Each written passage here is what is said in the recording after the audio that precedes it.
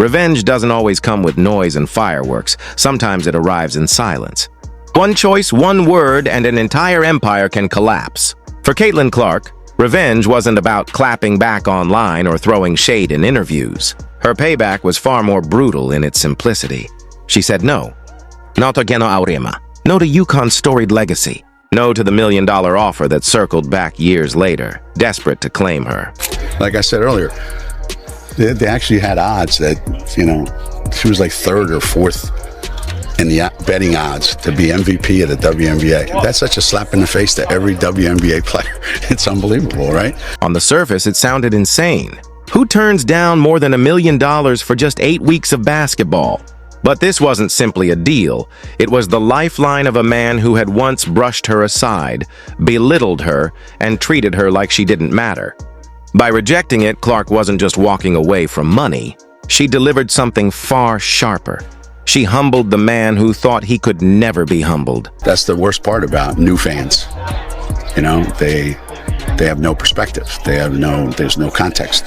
So they just say ridiculous nonsense. And that's why this story stretches far beyond basketball. It's not about stats, assists, or shiny trophies. It's about power. For decades, Geno Auriemma stood as the gatekeeper of women's hoops, the kingmaker who decided which players mattered, who basked in the spotlight, and who faded into the shadows. But CaitlinClark shattered that order. She didn't need his approval, his program, or his money. She built her empire without him. And when he finally came knocking, she shut the door with quiet authority that spoke louder than any headline. I don't need you. You need me. Every revenge story begins with a mistake. Geno's wasn't a blown play or a bad timeout. It was arrogance, pure and blinding. Long before Clark became the face of the sport, before the sold-out arenas and record-smashing TV ratings, she was just a kid with a dream. She admitted it without hesitation. UConn was the mountaintop, the dynasty, the empire, the home of Tarasi Moore Stewart, the greatest program in women's basketball history. For a girl growing up in Iowa, there was nothing bigger. So when recruiting time came, the path seemed obvious. The most electrifying prospect of her generation joining forces with the greatest recruiter the sport had ever seen. Except the call never came. Geno never picked up the phone, never reached out to her parents, barely even sent a message through her AAU coach. For a man known as the ultimate closer in recruiting, the silence was deafening. And it wasn't an accident, it was deliberate. The message was crystal clear. She wasn't their priority. His excuse? UConn had already secured Paige Buchers, and he didn't want two-point guards. On paper, maybe that sounded reasonable. But then came the insult. Geno suggested that if Clark truly wanted UConn, she should have called him. Think about that.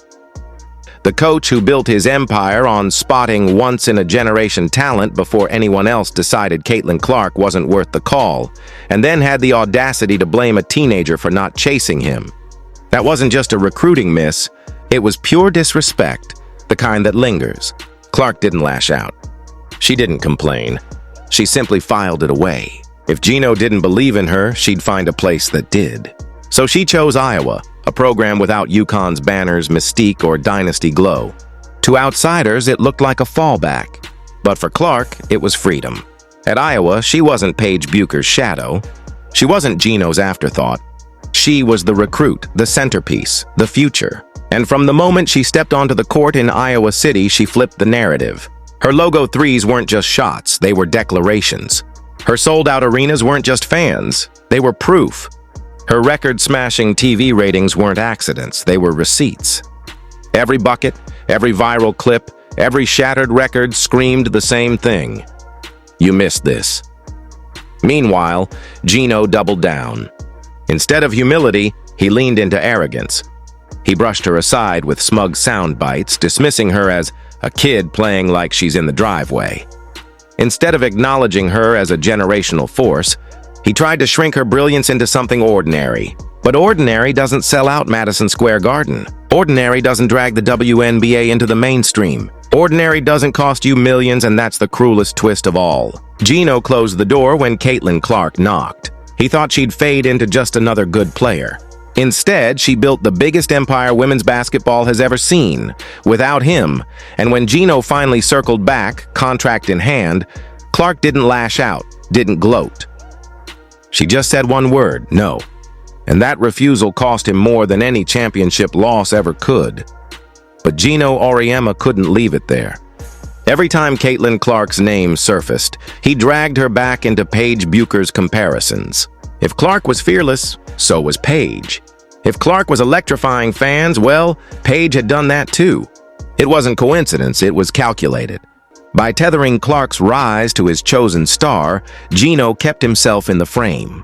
He wanted the narrative clear. Her success wasn't unique, it was just another chapter in the dynasty he authored. But backhanded compliments don't last forever. People caught on, fans, analysts, even rival coaches. They saw the deflection.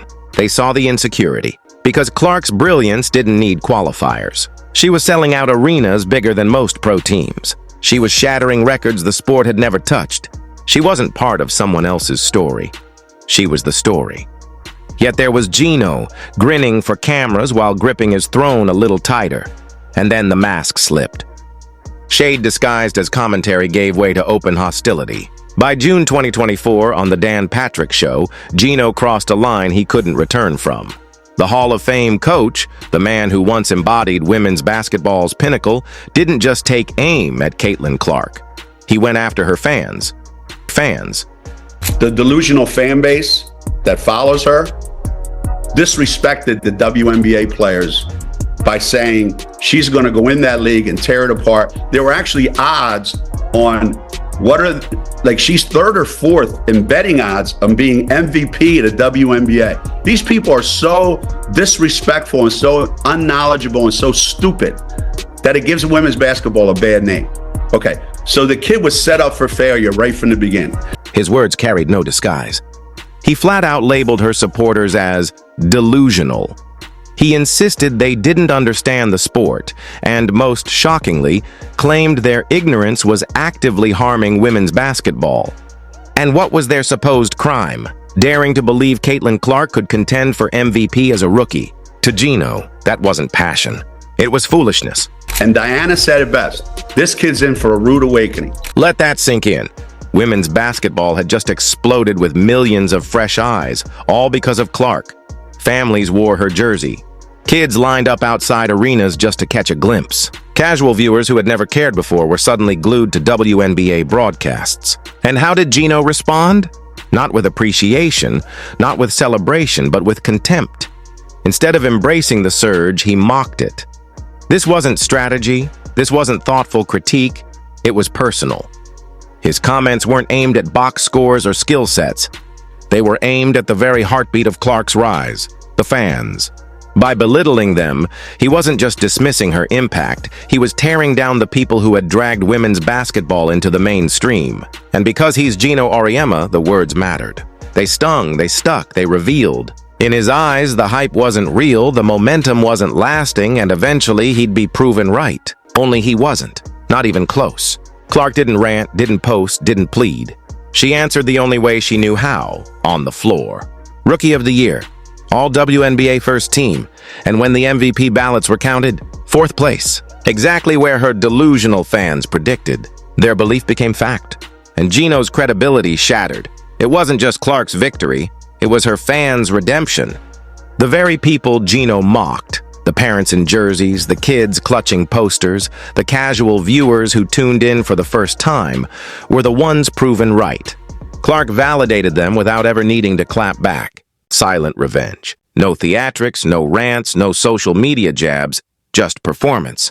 Night after night, she delivered logo threes that echoed confidence, crossovers that left defenders frozen, assists that lit up highlight reels.